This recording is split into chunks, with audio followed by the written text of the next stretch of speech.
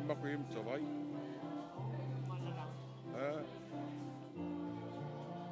Mau.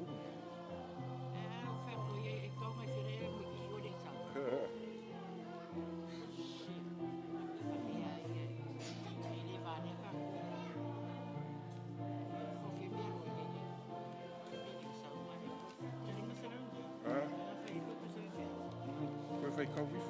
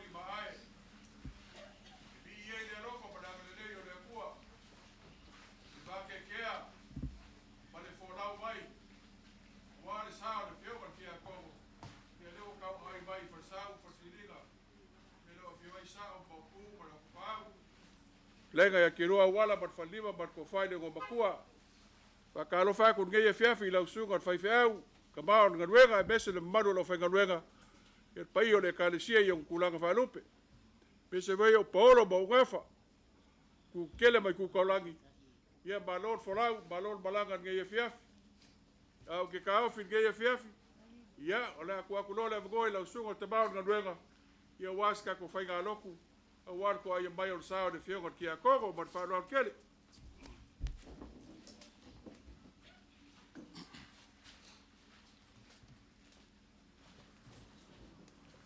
ua mau atu le malamalama ai fotua i mai le pomsa ua tūlata foi tūlua o po mau mua ia o na mātou whātulou atu i le paia o le maota na muodi le maota whanoa noa le maota o le loi mata malingi paia o ainga i on tūtele mai tūtaulangi nā o lo tū i mtangiolo lau talainga la wala o whai au i e tainane foi paia o paolo ma ngā fasiri i langi tau ia o na mātou whape atu tulou na lava. I le vale lei ma lau whainga aluenga, i le swafa man malo lo tātua li whaolo Iesu Keriso, mātou whape atu, ma lo le tau asa, ma lo le tau peau mai, ma lo le whapalpale, ma lo fo i le tāpua. O le ale whasilias whamtalanga, o le a whapea on whai, peo no i whetalai.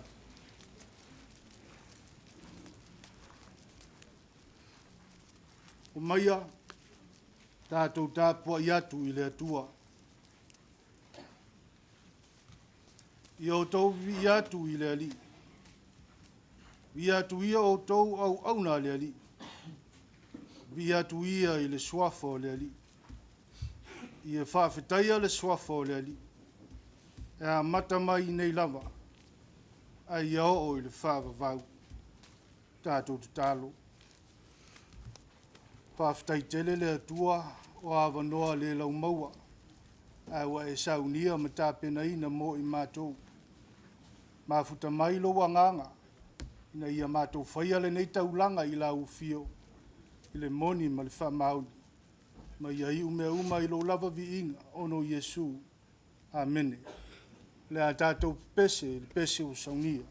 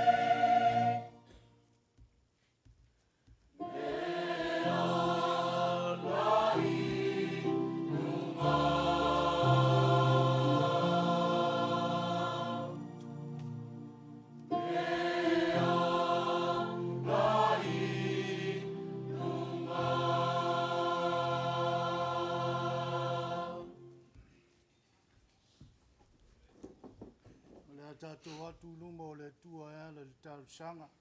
Tula i atu sunga le wao i ale wae. Taitaina i tātou tāu sanga le neia fiafia maea. E o le tula i atu lea le sunga le wao. I le feitawina o le tuspaia.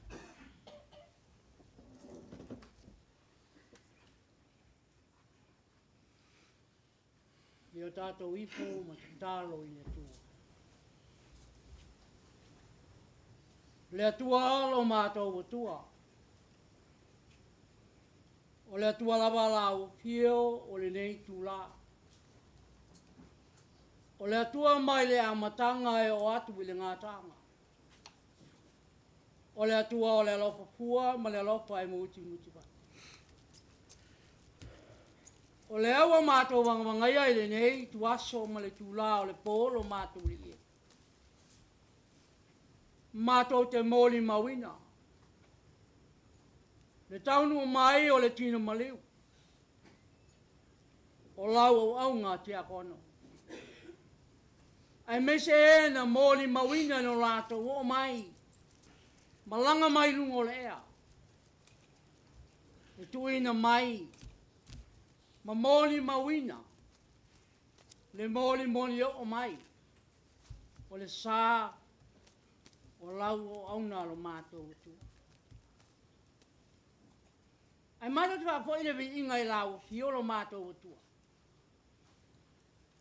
Awa ai mātai whai ngō fie le mātou wa ai.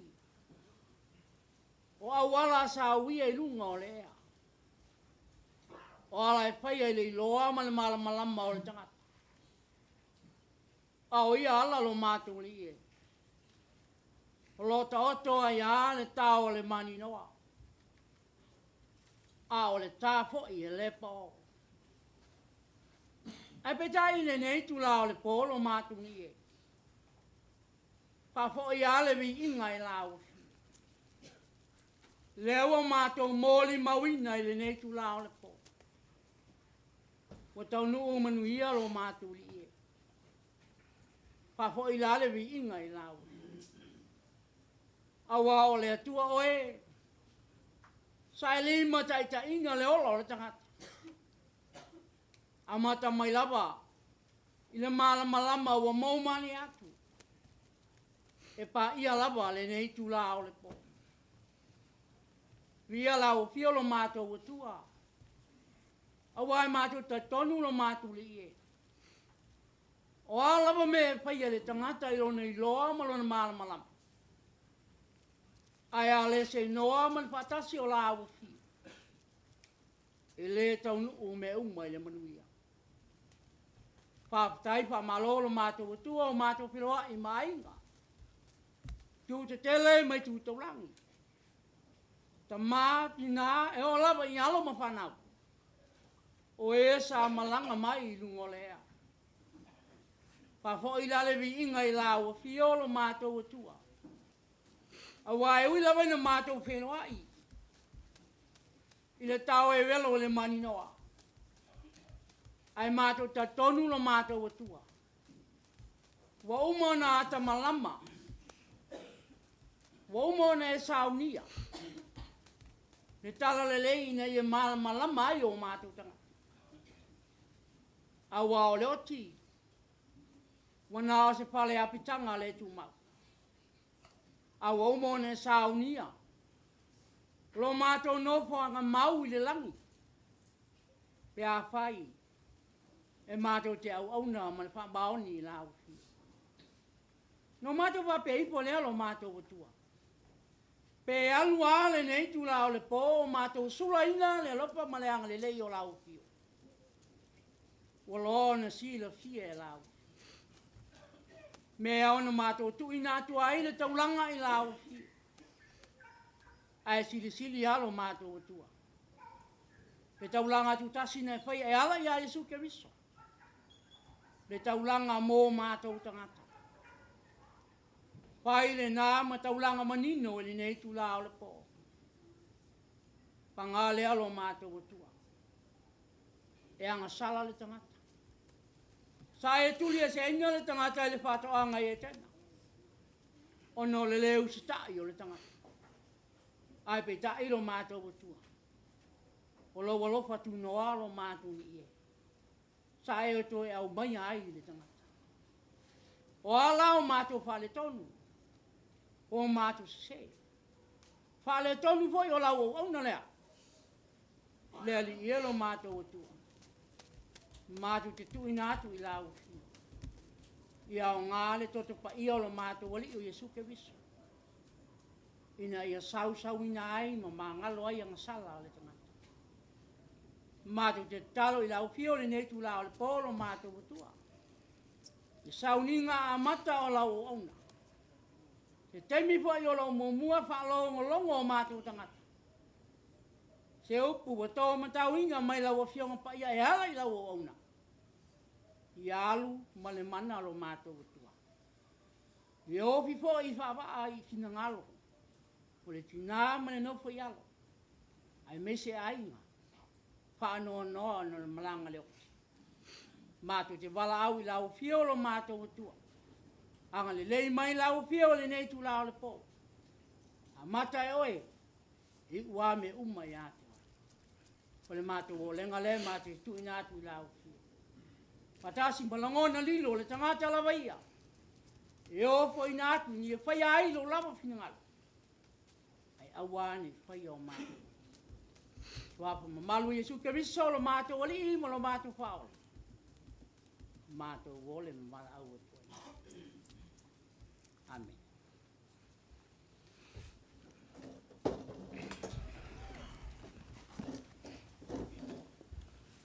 O le whaita wina o le tusi pa ia. Tusi whitwhiria mai le whianga inga fou. Tusi mua le apostolo Paulo i le kalesia i Tesalonia. A lona mta upo e whaa, o te whaita wina, lona whai upo e sifuru ma le toru. Se ia o atu i le whai upo e sifuru ma le wala. Whaafonga ia inisi o upo ma le tusi pa ia. Mātou te loto ina i au tau i loa, le au soe, e winga i e o momoe. Ina ne i au tau wha anoa noa, pei o isi e le aiso lātou wha moe moe. A wā a whai tātou te tali tonu ua maliu Yesu ma toi tū mai. Te wha pēr foi, ona au maia e lea tua, wha atasi maia e o momoe ona o Yesu. Mātou te whai atu foi le nei mea i a te outou i le awhionga leri. O i tātou o e ola, ma te toe se i a whio mai le li. Tātou te le mua i e o momoe. O wā e whio ifo mai le langi le li lava, ma le alanga, ma le leo le angeru sidi, ma le pūa le atua. E momo foi o na toe tutu mai o e uoti o ia ke viso. O na whafo se i lea o na aveina e, o i tātou o e ola matutoe, whaatasi mai lātou i au, ina ia feta lai mai te lii i le vani monimo, o ne tātou whaatasi pea lava lea ma lea li. O le nei, ia outou fe wha mawhana whanai i nei upu. Whaamanuia mai lea tua, e ala i la outou whaafonga ma le tātou whaalongo, i nise upu mai le tuspa ia. Ma ia tu maupe ia te ia lona lava vi inga, le i maso uma e lea unua. Amen.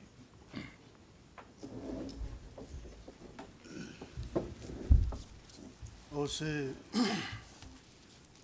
apopoinga whaalianganga i le swafa malu o le atua te maa, le alo ma le angang pa ia. Ua au whiwhilia whai upo e sifuru ma le tolu, ma le whai upo e sifuru ma le wha i le whaitaunga. E au tū ai ni mawhau whaunga le nei a fiafi. Se au toi whaitauina. Mā tau te loto, ina ia o tau i loa le au soe, e winga i e o momoe, ina nei o tau whanoa noa, pe o isi e le aiso la tau whamoe moe. A wā a whai tātou te tali tonu o maliu Yesu ma toi tū mai, e whapea foi o na au mai e le atua whaatasi maia, e o momoe ono Yesu. But we do not want you to be uninformed, brothers and sisters, about those who have died, so that you may not grieve as others do who have no hope. For since we believe that Jesus died and rose again, even so through Jesus, God will bring with him those who have died. A man once walked into a barber shop one day to have his hair cut. And as the barber was cutting his hair, he asked the man, "Do you believe that there is a God?" And the man said, "Yes, of course I do." And then the barber replied, "Well, if God do exist, why are there still people walking around suffering? Why are there still people walking around sad because of the passing of loved ones?" The man didn't have an answer. So after his hair was cut, he got up and left and went out. And when he went out, he saw a guy crossing the road. And this guy had long hair and a long beard. And suddenly he went right back into the barbershop and told the barber, "Look here, I believe that there are no barbers." And then the barber said, "Well, how can you say that? I'm a barber." And then he said, "Well, if there were barbers, then there wouldn't be people walking around with long hairs and long beards." And then the barber said, "Well, the reason why there are people walking around with long hairs and long beards is because they didn't come to me." And then the man said, "That's exactly what I mean. The reason why people are suffering and going through tribulations in life is because they don't come to God. And if they did come to God, na lato iloa lea, o lo soifua lea tua. Ua tātou iai ma mafuta le nei tu lao le fiafi. Ave le viinga ma le whawhitai, o leo o Taunuu mai le sā o lana au auna, sa talo sia ma tāpua ia. Leo foi wa whaola tia mai le whainga malanga o nisi o ainga, ma e sa tangi mai ala. O Taunuu ai la le upo le atunu. O sau le waa na tiu tau mai le waa na tau, a lo mau pea le waa na whaua fulau. Ma lo le tau asa, ma lo le tau pati, o le upo moni lava, e le masani ai o na tātou mafuta whapenei. E mafua o na tātou whapenei, ono le loto wa whaavau vau ma le loi mata malingi. Mafua ono le loto wa whanua noa, tālu le to e shea, o le pele i loto ma nganga, le fionga le ti akono i a toni maai.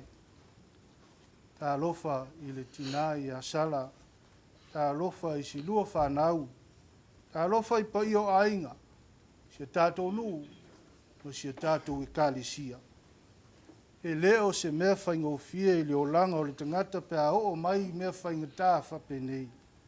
E lave lave, awa e le na o le tasi se langona e o mai. Ni teimi wa le fia tal tonu, pe moni ea wa tu ua le mawhitanga. O ni teimi foi wa tā ofi nga tā. A o nisi foi o teimi wa le maunga ngana. O sui le whaalongo, le wa ai foi wa le tusa. O le toe sa sala foi le manongi o me ai sa maasani o na whai. Ai po le ale lo loto ma le otia o le whanua noa. E au lavo no tātou iloa o loo soifua le atua. O mai upo o le whaisalamo. Ua lata mai le alii i e ua loto momomo. Ua ia whaola fo i e ua loto nuti momoia.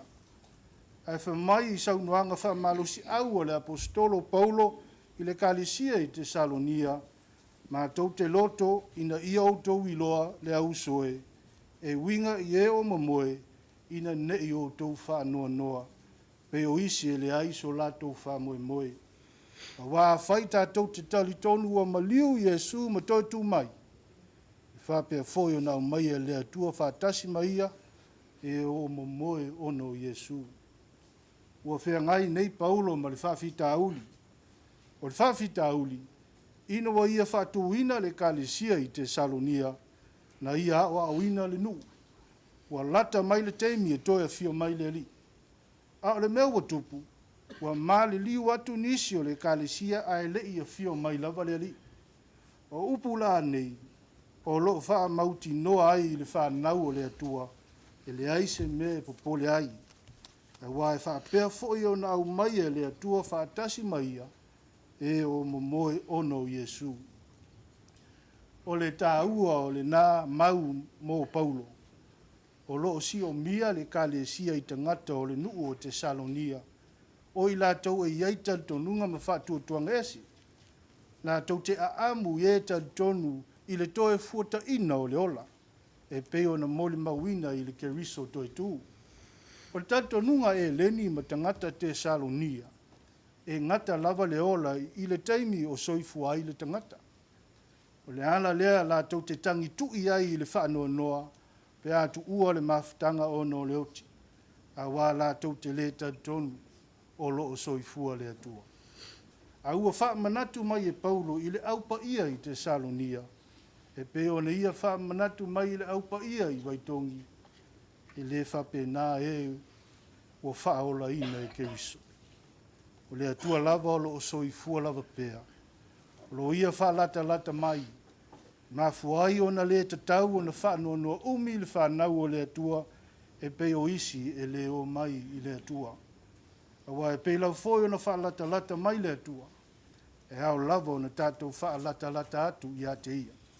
O i nā tātou te iloa manino ai, o le atua na te whaola i e woloto nuti momoia. Tātou te iloa atu ai le ala fua o le olofou, le ola whaafua loa, le ola e whaavavau. E tātou loto te tele, tātou maua le fia, si o tātou tamā le uso le tuangane, wana o na moe o ia. Manu malo whaatasi mo lo tātou ali o Yesu Keriso i le ola ua saunia. Le whamoe moe ola le nā i la le whatuatua, o fusia ai tātou uma i le lofa tu no le atua sisidesi. Ia whamanuia mai le atua i si o tātou ainga, ia e meise le tina, ia ma le nofo alo, ia moa pea le mawhanawhananga, i o le kalisia, ia meise le file mu o lo tātou wali, la tātou pese, le pese o saunia.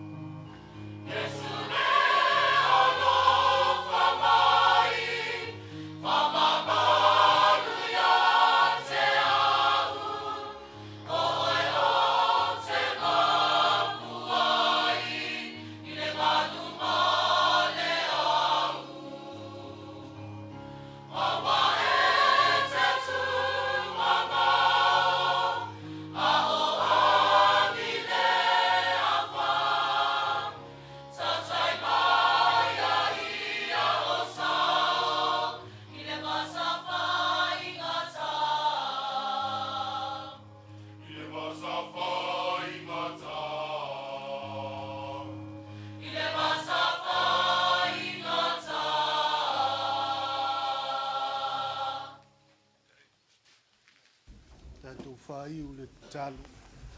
Tu mau mai pēr le atua le mawhana o loa lofa i o mātou tangata.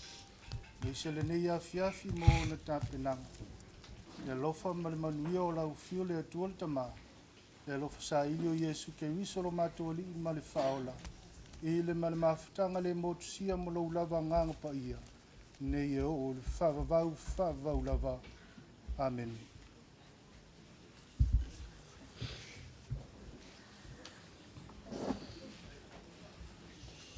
Mone ka ko pese se faianga pa mo mai moka ya o ko ko mai la skemi ko mone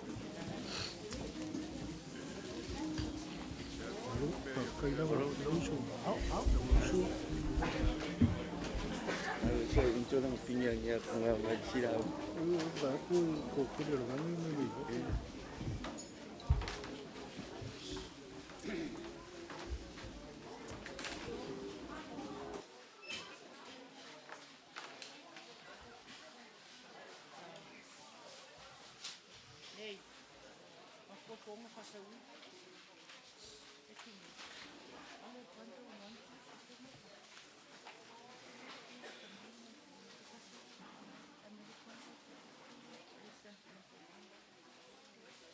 ke mangaku lewa ka ngimo maka solo le malama o aiga awale alofa madanga le leyo le kua sa alo ki ai la sungo te mau na luenga ma la fanga luenga tinge la fiafi lewa ilu mo le kua ka ku kaulanga awale sa le fionga ki a kogo fa fkaya ku le nganga fa fkai nge fiafi ulangonga foi le nganga ma fanga ma maiga wa foi upu fala e au sa go ye la sungo fa fa o mbese le malu lo fanga luenga ia o se sosoagi lea auā le gafiki o aiga o ngei kulao le fiafi e koe moli aku le aga faafekai iai le kaofi ia e fai alofa aku foi solo foi le fekū o le po ia e kaufiga faisiga malologa e la le kaufiga ia alo mai ala usuga le faifeau o le kaufai aku se faaaloalo ia auā le ngei kaimi o le kako mafekaga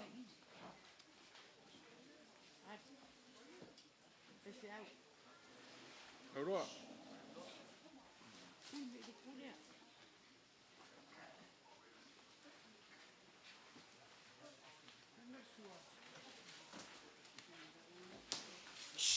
Ei, umei. Mele kulia. Aku le sodia ko franka yo. Abon mele. Ave son fona se o pues. Kepi, ave son fona. ia o le faaaloalo gau foaku e le kausala ma logo vailolo sei palang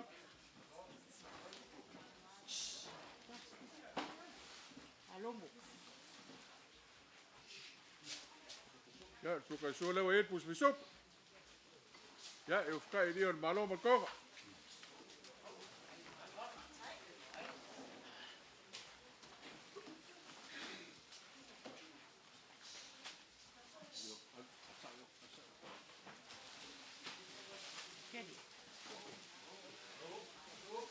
ia e moni aku i lau ke kusi e limu se lau kala ia ano mai a lau sunga kaukolo ia o whaanoalo lea ia ngau fawaku le kausala ma rongo vala sei palangi iai ma le laulau ma le amamusa soka so e pus pisup ia e moni aku i lau ke kusi le rua se lau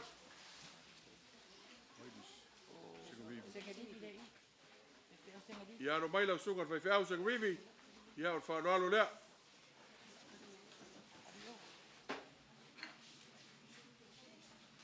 ia ngau fawaku le whaanoalo kausala ma rongo sei ma le vala o se rivi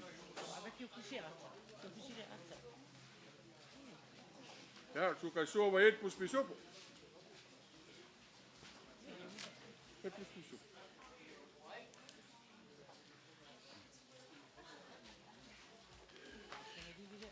Amat ko fa.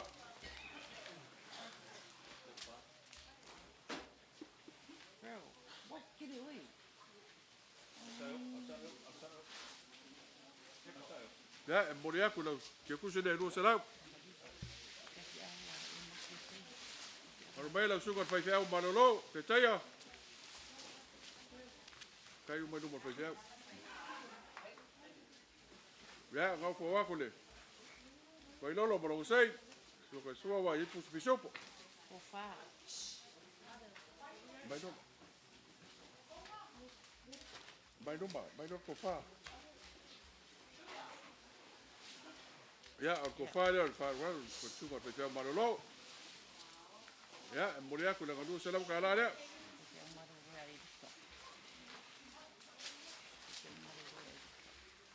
ya lo mai la sugar fa fa malolo elika ku ya lo e u lava bear ka ko aiga ya la balu ai fale balu malai la fa lo lo le e fo wa ku lo sei man lo lau so kai so wa et pus bisup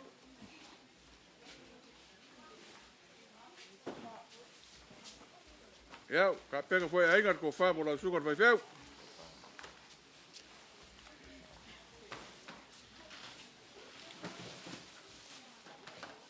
ya mo le ku la ke ku si le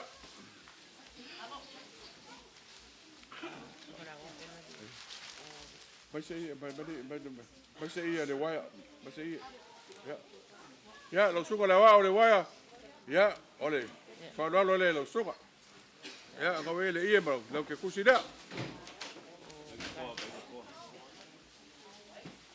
Me se ie, bro. Ya, mai lo suka la wa. Kisi. Karis. Karisi, ya, fa no le. Sugara o ya lo. Ya, moria ku lo serengi da. Suka la wa o ya longi. Bani ye.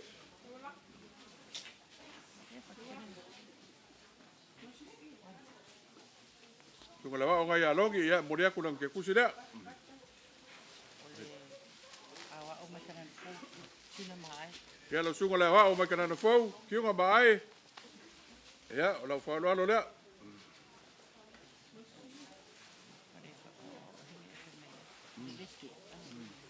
Ya, ya. Ya, moria ku lo ke kusi da. Lo suka la wa o ya kelbeke. Mai lo di, masa ye.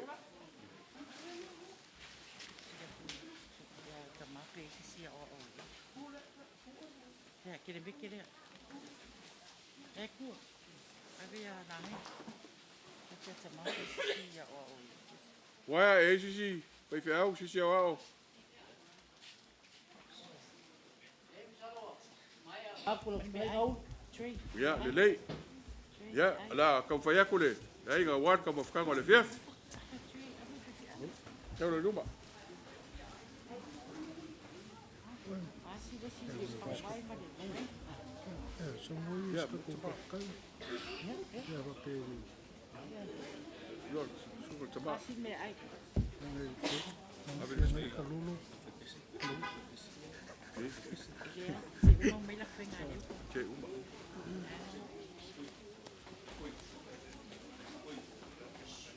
Era gade eu mangi me fenga leu.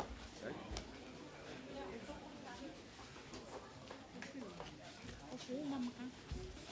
A uma ave mambe ai ra foi pesere fa.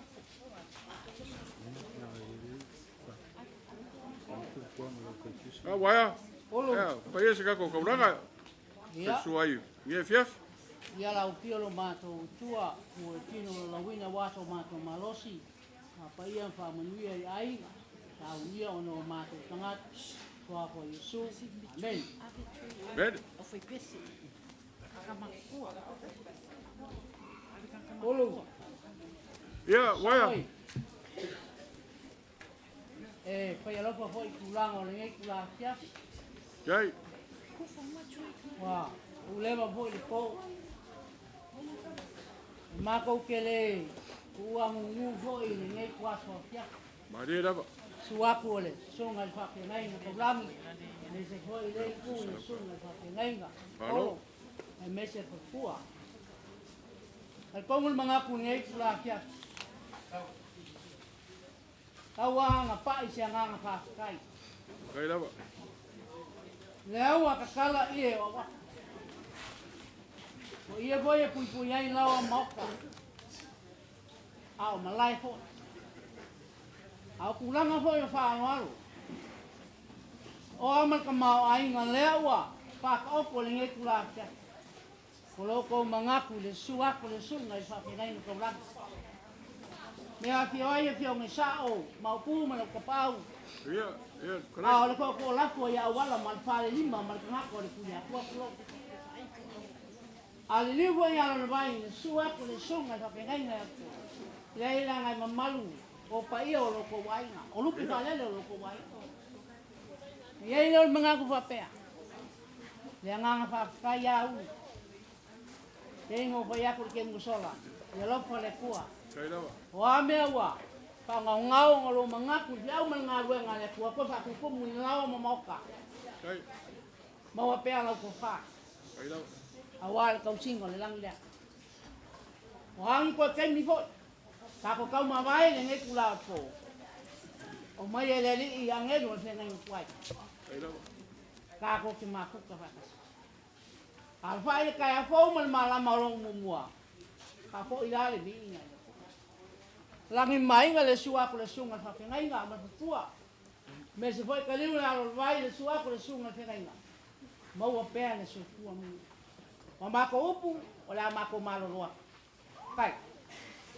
Ai lava waia, suka la wa, fai lava lo foga ba foga ka bon boli ka ma na ruega, ai me se ko le mano lo fenga ruega. Ke manga ko le ko fa siri se up. Nga wa isa go. Ya, ia manguele. Ka ko pope ko ke riwa ko fagua ba aiga. Ia manguele kele ka ko fila ida sa ka yao. Ya, o le fai ko le lo fkrega.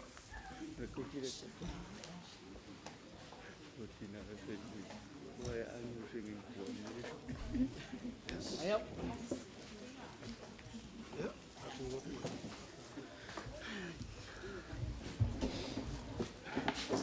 Ya, kau fai mai loka ko fai pes.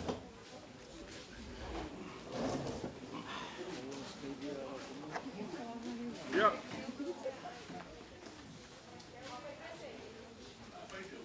Eh? Ha? I le ko fai mai e di mala ko pese lo fai una per kot. Yo.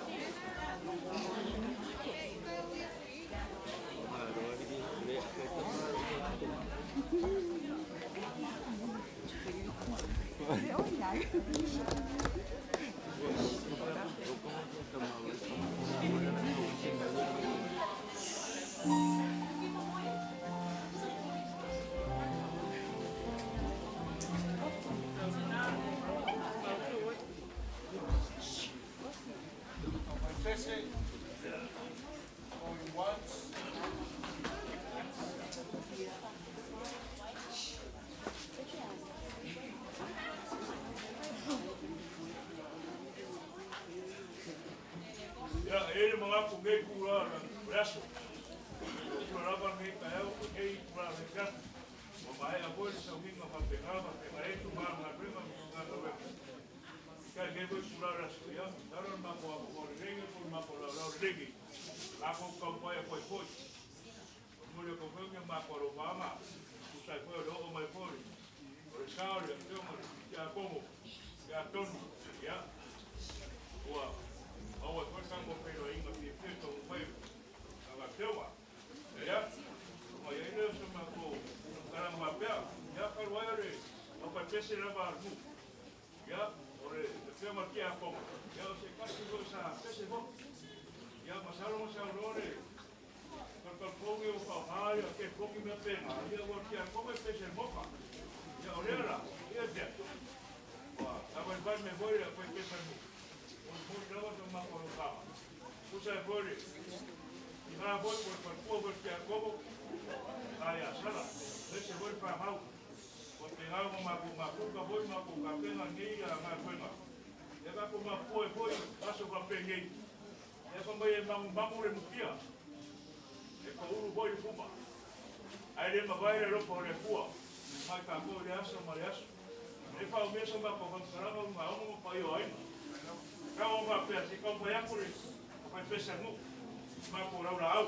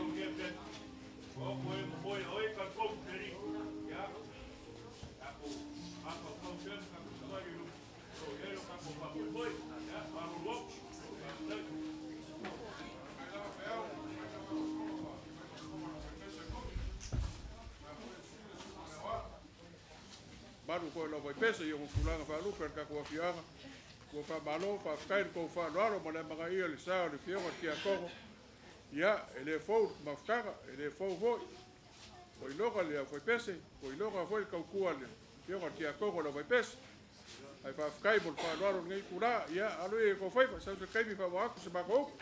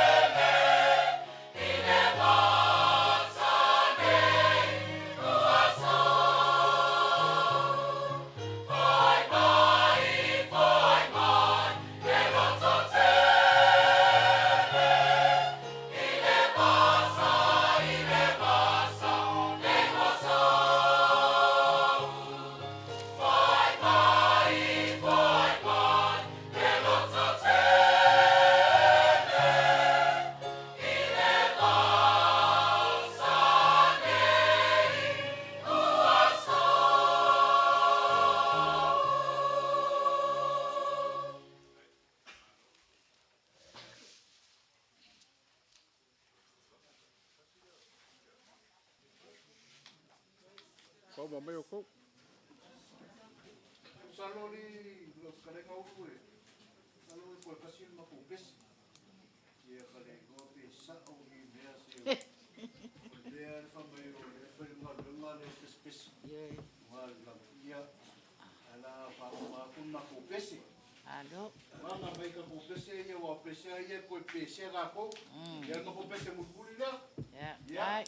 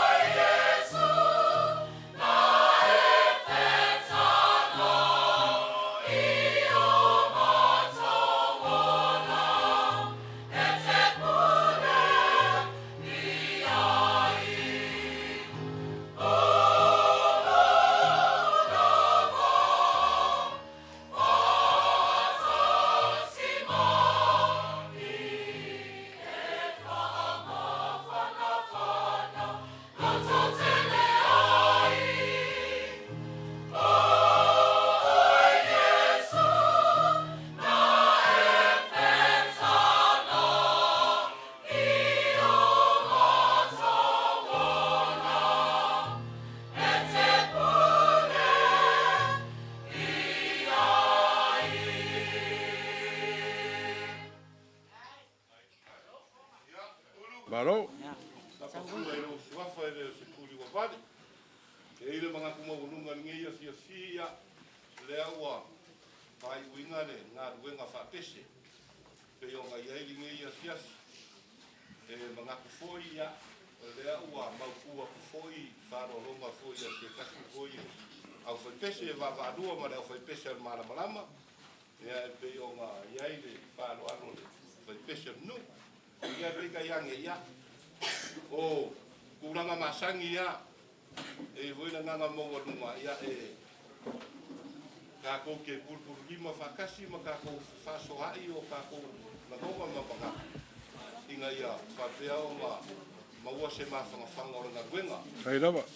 Ia voina karpongunga maurunga ia a kongu ua iai se whamawhanganga foi o ngā kuenga le whapese nge ia fia fai pese ngā rua Alo. ia Faile ma vai fo, faile ma vai la au ngai, ma ke ai le loko whango ngoa le loi mako maringi foi. I le pai ai ngai ku kele mai ku kaulangi. Ia whapea foi le tingama le whangau loko whango ngoa. Ka kongu nani ia fiasi ia ua. Le lea i savidi lea le au ponisa. I nga ua whapea o ngā te pese a gelu o le fiasi. Kai rawa. Ai. Ulu ole asiasi ngei ia e pe ia ngā masangi i kula ngā whapese kongo ka kongo. Ngā ua mauku waku se lau la au fui ma se whāroa kere ni a wai pese anu. Ia ai, se i kamu whai a kula whai pese anu malama. Kai rawa. Alo. So mako wale alofa foi ma so mako waku le a fioga ki a kongo. Ia lea ua kamu whai a kule pale ia male i afi. Ia. Ai, ia mari ke upusi la. Mai, yo la kalaka mai. Ia. Ka ule. Mari ke upusi la, ia ole. Pea o mamasangi ai le. Loka ko. Fia kuku. Fia. Kai. Ia, ia o mamasangi ai kupango me whapenge ia ka ko ke vari alofa whakas. Sa ko whamari e foi lau. Oia, hele, mano no fai pese. Kere mai ku kautani. Ia pa uia e o le pea e pe o lea whakalanga. Kai lava. Se mea no ngai. So mako vale alofa e le afionga ki a kongo. Ia, ua whapea o ngā amia e ronga makai. Ia, o ngā. A pere mo se mako leo ngia fiafi o lea. Mako malolo atu. Kai. Sau foi le. Le posa, ia, ua kaufunga malolo kai au kamiki o lea onga ia. Ai, whaskai kele mo lea ngoa ngia fiafi. Alo. Koe pese, namo kakai na mofua. Ape loi. Ia. Ai.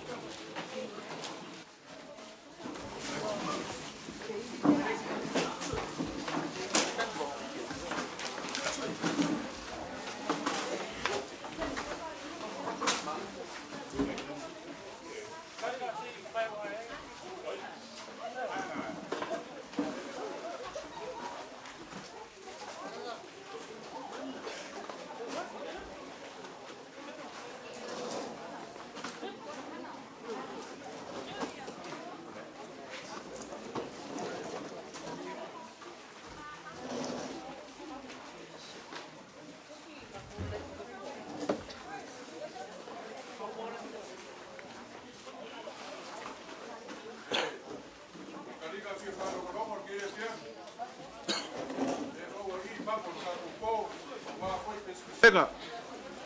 Le vou whalongolongo aku ka paau, me se pai o aiga i kukele mo kukalang. Ia ua longo ka ane mawhangwhanga nge as. Muri aku le anga whawhkai, manu rao whai pese i mauka ofisa. Me se pai o la i kanisia. Ia le ua whalongolongo le aiga. Amu ia tonu, mongi leo magaia. Ua foi se whalongo kele o aiga. Ia me se tingai a sala mango foialo. Ok, ka ofio. Nge fiafi wa, umpalanga aku sunga fai fiau. Au kaofi, ia pe o ia le sa kai pese ia o pese lua pe a ku vakas. E la le kaofinga. Ia alo mai ala mako kau fai ak. Ora bersua. Aroro. Alo le sunga fai fiau. Kai pese ku vakas ka kai karisia. Kai.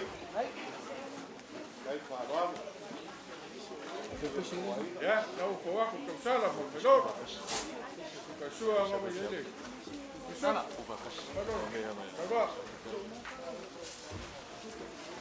Sala, o se luma. Bueno, ya, eu ka idio paloma so.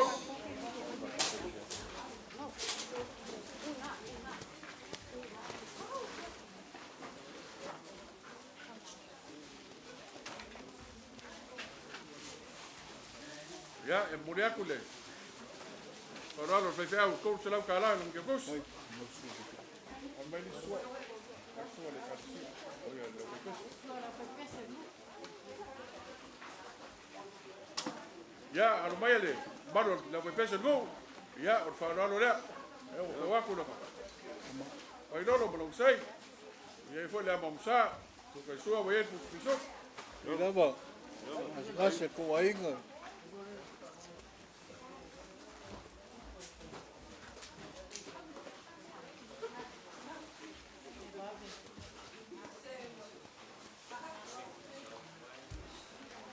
Ya, eu kai fa no lo. O pese go le. Ko ngada. Ya, ko pase se cor será o cara. Ko fa oso e duas funku so boa. Vale sua. Ya, o sua le o la.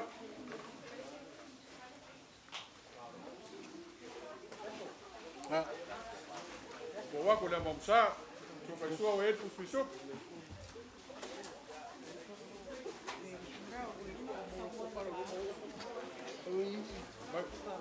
Vai.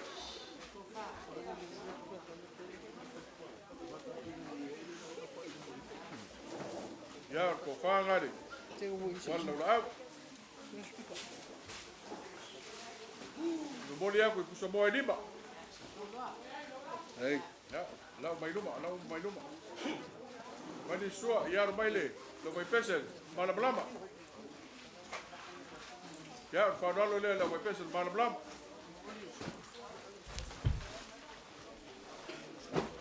Ya, o ele tu ka show ele tu piso. check, Vai ko fa. check. Ta ko ya so kereng. Mai ile ya fa. Ya, ole ko fa nga fa no le. Lo mai pes. Hey, Ya, modi aku lo sedeng ide tu serap. hey.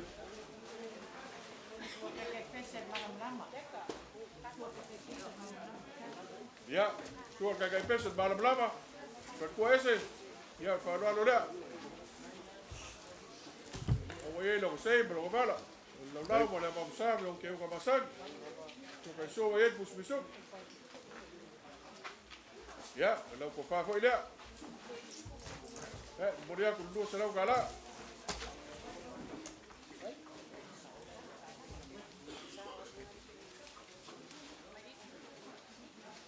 Vai suo lo la. Ya, o suo le lo la awal. Foi pes malam-lama.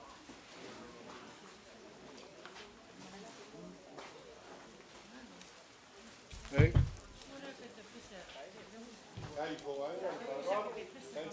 Ya. Tu ka show ele pus piso. Ya, ko fa le lo la.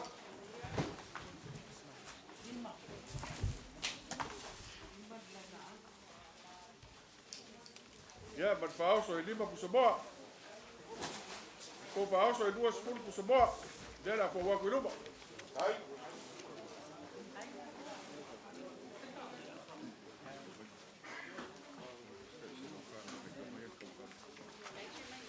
Ya.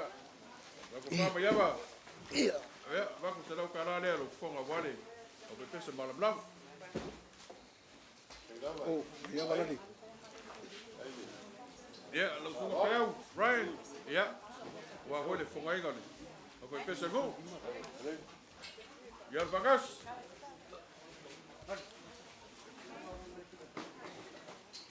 Ba kai lava le fonga inga wa pese me va peguei. Ila Kau fa masangi ai. Kau fa masangi ai le malu ka kau pes.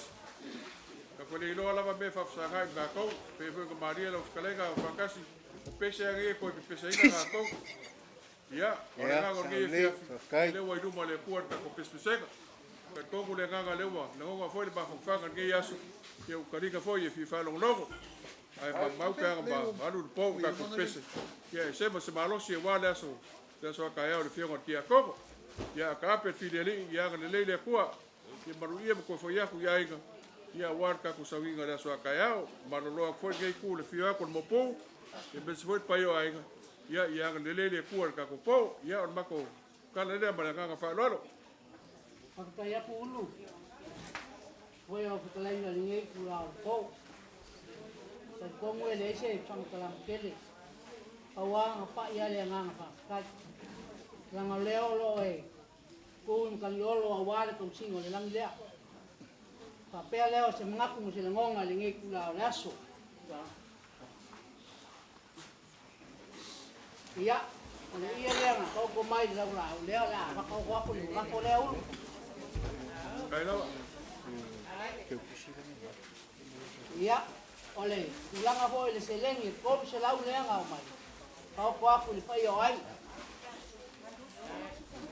Ia, alu malu le masa maku fam kelang. O ami ko tenu, ka ko ma ya kong, lo ko le kua au mai mengu. Malama e nga kayau. Ka ko ye bi inga i kua. Ia sa maku kala leo la maku malu aku. Waya, lo la forea. Ele se kala uru ko fasili. Leo e kalai. Ia, or ka koponga. E la ore fiso la ore kolo. E vele ngongo mo lunga ia e. Sele. E le ese mal ese ngei mal ese foi ngei ku. Ai ulu male. E kalai ngei ku aso fias. E vele mga ku mo lunga se a wa. E fa alo alo fo ia wa. E keua. Mau lunga la fa alo alo ngei fias. Ai peka yang. Ia ole ngua ole kala fai ngu leo mango. Ia mako ki leo mai mangi lo e vaku ngi lo. Ia. Ai, ole kala re kuspa ia. Fai mai. A ko waku e fa ma ai, alo lo fa ngi si au ko. Ia o ko fa mangui e, ia mangui a kele ngi ia fias. Ole lua se lau lea re malama. Ia. E ia kar ko ngunga e ia ko me ole. Ole lau avo toni. Ia ai kawia inga fai kawangi ai ua mo se pusa mo se kasi. Ia. Moro fa aro ke le lava fa kai. Ore fa alo foi le ua o pengi. Ia, moli na nga fa kai kele ulu e kusai o fa alo lea. E u mo ngama fa maongi se o le lea ua. Ua e fa alo ua kau kum mo. Ole ua e fa alo foi o masangier kamari ia nga fa kamari o kupu ia nga fa kupu. O maua lunga au fa alo longa ngi fias. O me le mo le nga fa ka kele le ma ko au fa pes ia fa pe foi le fa pes ngua fa ka kele fa lo ile pa io ainga i ku kele mai ku ka lang ia ile nga le o le ku ai ko kai mi o ka ma ai le nga kai le o ngi po ia i file mu o le ku a wa se fa nga malolonga ka ko mo se kai o fo ia fo ia le inga le ku ia mo fa ro ke lava fa ka kele. Kai lava mai ava e fa pegar ka ko va ku ngof. Kai. Ai ko fa lo mai. Ia ele kura fo ia nga o pa yo ai. A mese ngo ma le kalesia yo kula nga fa lupe. Ia o ka ko fai leva me nga kai le fai. Ba ko fo se fa marulu la fo ko si la ngai. Ia ave lu mo le ku ma nga no se ma ko fa ngai po. Ai fa ka ya ku klega male. Kulenga ngai fiafi ia ola ka ko mai ai kas. I mangwea ko foi ak. Kai ko ki ngai ya kinga ma. Pois. O makareka. Ya makareka, bakul. Serenge ya makareka. Ya uma. Ya la ka ko foi al kala masagi. Ya o mai nga o. Kai. Ie. Asia there na fa de como ko pa pese. Ma right.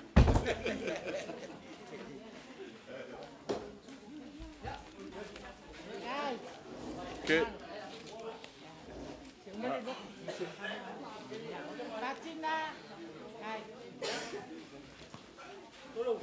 Vaya, alo. Kaila. Ado dapat simalawa. Kaila. Pero kaya. Malo. Thank you for coming. Thank you for Kaya coming. kau pula kaya. Ya. Thank you. Usu mai se ko ke ke o mai. Ai ko sa tu mai o. Dia. Mai. Ha?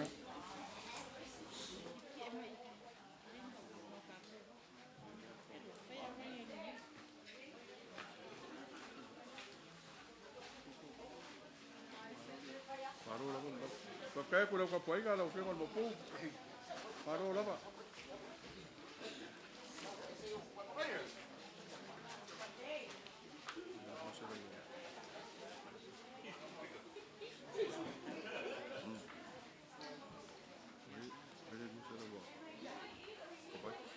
Ya, okay.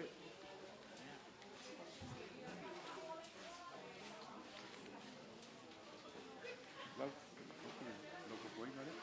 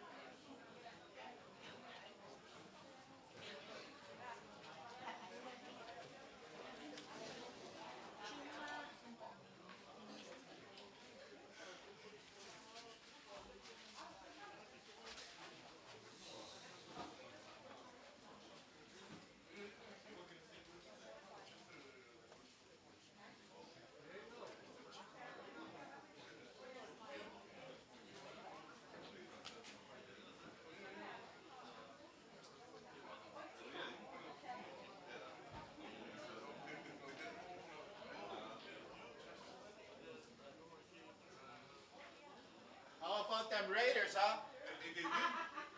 Yeah, they want somewhere. Dia akan kapua ya lo kapu.